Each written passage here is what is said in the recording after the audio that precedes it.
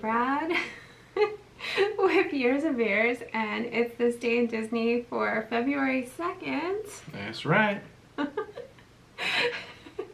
You're really in character today, huh? Oh, I am. Today is a day that Walt Disney World used to be a little bit more Florida. Well, southern. Okay, so back on this day in 1992, the first phase of Disney World's Dixie Landings Resort, Alligator Bayou section opens. So yeah, Alligator Bayou, but I think it was more the Dixieland alligator, that whole area, not necessarily. Yeah, like our Princess and the Frog, like trumpet playing kind of bayou alligators. Maybe. Oh my goodness. Okay. Oh, this was real interesting. I mean, it became Old Key West. No. Like completely. No, it became Port Orleans. I mean, that's what I meant to say. Well, it was, Port Orleans was already kind of part of it. Correct, yeah. But yeah, the whole thing is now Port Orleans, and this side is Riverside. Yeah, there was like early artwork and promotions for it that you can recognize some of the buildings in, but they're two separate entities. Right, so Alligator Alley was, it consisted of 1,024 guest rooms over 16 buildings. Styled as rustic weathered lodges with 64 rooms per lodge, located near, at the time, downtown Disney Springs area. And Dixie Landings is themed after the Louisiana Countryside. It includes the Boatwright's dining hall and Fulton's general store. Yeah. So now it's Port Orleans Resort, which we haven't stayed there. Are you sure? No, we haven't stayed there. Okay. I'm absolutely sure. All right. We haven't been over there, but we should go and check it out. Yeah. It would be fun. But this resort, like we've talked about, and this is really Michael Eisner. He wanted stories behind resorts. And boy, did this resort have pretty elaborate. You would actually get a newspaper every day outlining the story. Right. It was called the Sassagoula Times, which was what the Native Americans called the Mississippi. I think it was like the level of immersion that we're expecting to see from the Star Wars hotel, but like at the resort. And maybe people didn't appreciate it enough and it's gone. It wasn't worth doing. But holy cow. Now you get like a handout with, a map. Yeah. And I mean, there's definitely no history. There was an ongoing narrative throughout your day. There was newspapers like this for different, like the Wilderness Lodge, and all the different resorts had newspapers, and it had the backstory, but then it also had information in it that you needed. I love it. I would dearly love these kind of things to come back. I love the story and the theming. I think it's phenomenal. Yeah, you would think these kind of things exist. I mean, it takes a laser printer at each resort to run off 50 to 100 copies a day. I mean, this stuff is doable. Yeah, and there's people at a certain, there's just always people who are interested in that kind of thing. Print 25. Print 25, and then when you run out, print 25 more. If nobody asks for it in the day, so be it. Yeah, so I'll just tell you what the newspaper said about Alligator Bayou, and this actually comes from Jim Corcus. So it says that in the part of the town now known as Alligator Bayou, only the hardiest souls dared to build.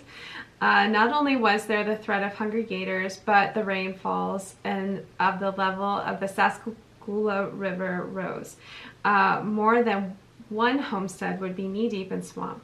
But the settlers who chose life in the Alligator Bayou were resourceful, as they were determined, and they built their homes and other buildings 1.5 feet off the ground. Even today, though the gators have mostly retreated further into the bayou and floods are less frequent occurrence, you'll find structures in the Alligator Bayou I still keep my house on stilts, that's for sure. With distinctive elevation. So the whole story of both the Alligator Bayou and then Port Orleans. Well, it was based off of two brothers, Everett and both with different passions. Yeah, so Everett was more of a recluse who liked to whittle and lived on this island, and he whittled things, and the children thought that there was like a tale of this probably ogre man who ate children, but really then it turned out that he was a good man because one child went and met up with him, and anyway he started building all these wonderful things for children, including this huge like playground area. So like the play area there, so Everett built and everything.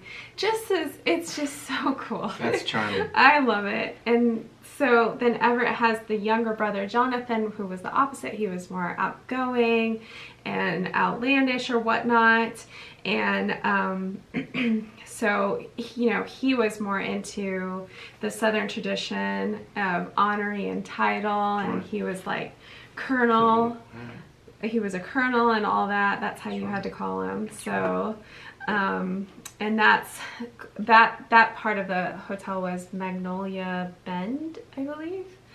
So anyway, that was, and then the structure and the theming all kind of incorporated around that. Yeah, it was nice. It was nice. There's so much on it. You can go look it up. It's really, really fun. But now just Port New Orleans? Yeah, but Boatwright's dining hall is still there. And I checked it out, and the menu really hasn't changed that much. And I love that because I love theming restaurants and things that go with theming. So like if you go and stay there, it's not open right now, but when it is open again, the entrees are look very appetizing, like all you can eat chef's platter with like hot chicken, smoked sausage, barbecue brisket, mashed potatoes, all the good Southern comfort fixings, a big old grilled New York strip. Make sure you take in your head to sneak out leftovers. And crawfish, macaroni and cheese. Never have I had that. That sounds good, right? Boatwright's jambalaya, hot chicken, harvest jambalaya. So for the I'm there. I mean, I might get 2 jambalayas just to try each of them. Yeah, the prime rib. Deep South. And shrimp and grits. Shrimp and grits. We love shrimp and grits. What's up? This turbo dog barbecued ribs. So whatever that means, it sounds. Awesome. You probably like. I think must have been a great place. Story, great food, and the food still exists to this day. Yeah, and also they have Mardi Gras fritters and fried green tomatoes. Oh my goodness! And Dooley sausage cheese dip. And I think all that we're gonna be hitting this restaurant before we hit the resort, and we may be hitting the resort sooner than I thought. I can't believe we haven't been there. Yeah, so the restaurant's still there, and I think they just changed the signage. It still is the exact same signs. They just have a different name. So, the reason why they changed the theming really was because there was like the cotton something mill. And so there was some concerns about sensitivity. Yeah, sensitivity. There was too many nods to the time period of slavery. So, and they changed this a long time ago. Yeah. So, they were sensitive to that situation, and then also more people stayed at like Alligator Alley and this whole antebellum area. Then the Port Orleans. Yeah. And they didn't like that. Yeah. So we're gonna take that away and give you what we want you to have. Real classy. Oh no. Wow. So how many people stay at New Orleans today? How many would stay at Alligator Junction? That's what it should have been changed to. Make the whole thing Gators. I have no idea.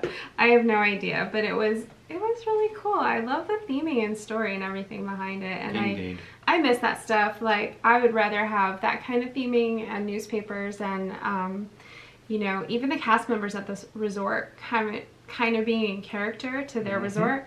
I don't think that they would mind doing that. I think they would enjoy it. The cast members love it. They do. For the most part. They're looking for those opportunities. Who wants to sit around and just be like a normal Hyatt, resort person? Yeah. Ding ding. Yes, sir. Apparently, if Brad worked looking for gators, come this way. Resort, he would be more than willing to be the gator guy.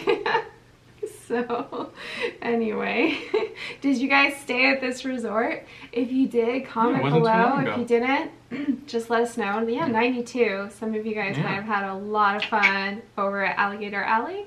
And otherwise, have you stayed at Port Orleans? And does it still have the feel from before? Have you noticed this stuff?